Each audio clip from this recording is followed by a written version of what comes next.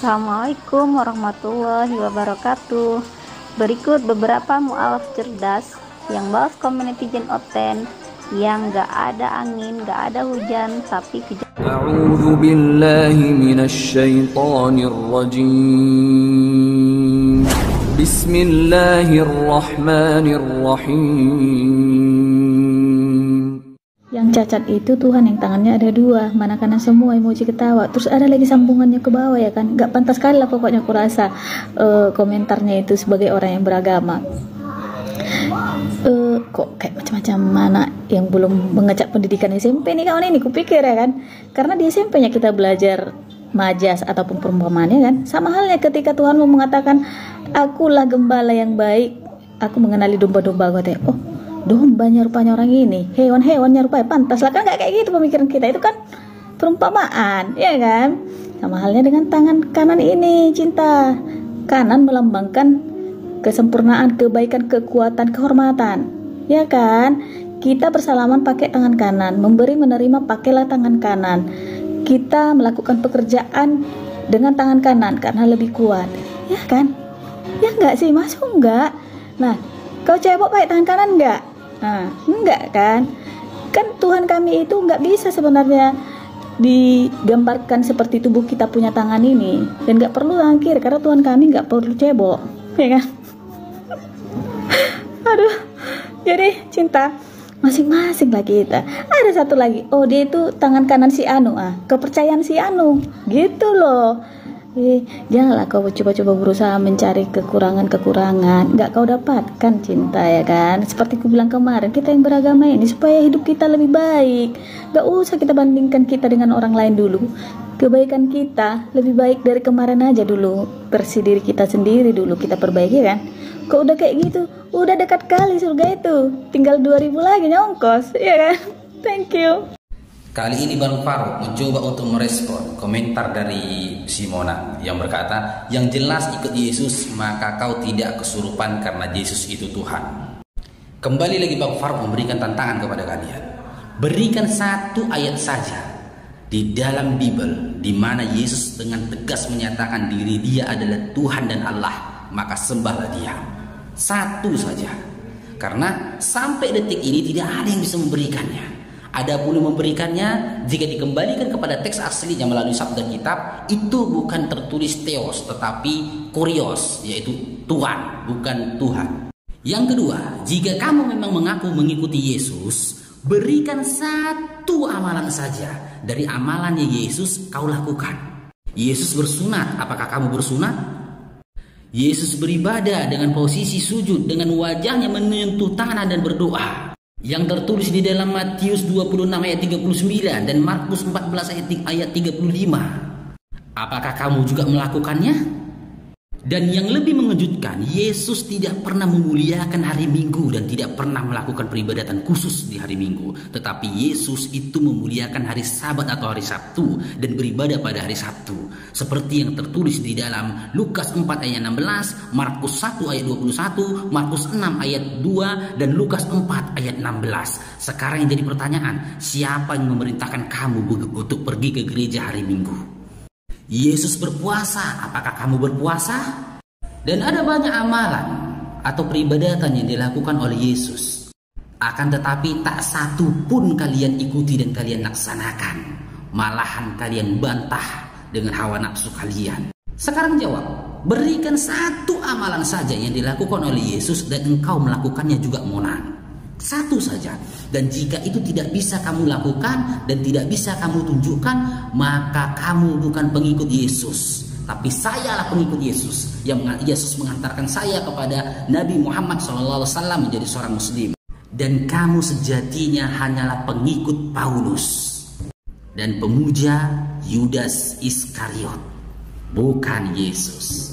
Biru bidang nafika yakso, free Palestina. Buktikan kalau memang kamu pengikut Yesus. Assalamualaikum warahmatullahi wabarakatuh. Maryam 83, Allah mengutus setan pada manusia agar berbuat maksiat. Pertanyaannya, kenapa Allah kerjasama dengan bantuan setan? Jawab ya dale, adik kinting. Dale, apa dale ya kan? Kau sentimen kali loh. Janganlah kita membahas agama tapi perbuatan kita, lisan kita jauh dari yang dikatakan dengan manusia yang mengenal agama gitu loh.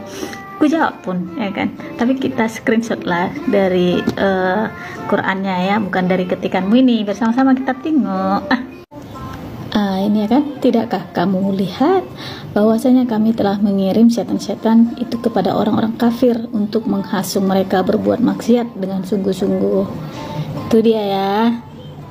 Oke ya, aku yang pertama aku jelaskan kata kami dulu di situ, karena cepat kali nanti kritikus ini bilang, oh berarti Tuhannya lebih dari satu dong. Ada kata kami di situ, cinta, oten, oknum ya. Belajar dulu bahasa Arab, karena di dalam Quran itu Allah menyebutkan dirinya itu dengan kata ana, yaitu aku, ataupun dengan kata nahnu, ataupun kami. Kami di situ artinya bukan menyatakan lebih dari satu, tetapi itu menyatakan bentuk pengagungan diri gitu loh ya. Kalau mau tahu lagi, belajar lagi. Oke, itu dulu yang pertama. Yang kedua, itu bukan kerjasama namanya cinta, tetapi disitulah bukti bahwa Tuhan Allah kami itu adalah maha tahu segalanya gitu. Sudah tahu bakal apapun yang akan terjadi. Bahkan, mohon maaf, sebelum sel telur dan sel sperma ayah dan ibumu bertemu, Allah sudah tahu bahwa kamu akan meninggal nanti tanggal berapa dan seperti apa. Itulah dia. Jadi Allah kami itu adalah Allah yang maha tahu. Dia tidak akan pernah menyesal seperti Tuhan Allah di sebelah. Menyesal, dia pernah menyesal. Itu bahaya tah kalau Allah menyesal. Mau aku tunjukkan bukti? Yuk, check it out. Tuh, lihat tuh. Kejadian 6 ayat 6. Maka menyesallah Tuhan bahwa ia telah menjadikan manusia. Sudahlah. Masuk ya. Jadi ada baiknya pahami dulu kitab saudara, baru masuk ke kitab orang lain, supaya gak bahaya, ya kan? Thank you. Menurut doktrin di dalam agama Kristen, yang dikorbankan itu adalah Ishak, bukan Ismail. Oleh karena itu, mari kita cek faktanya.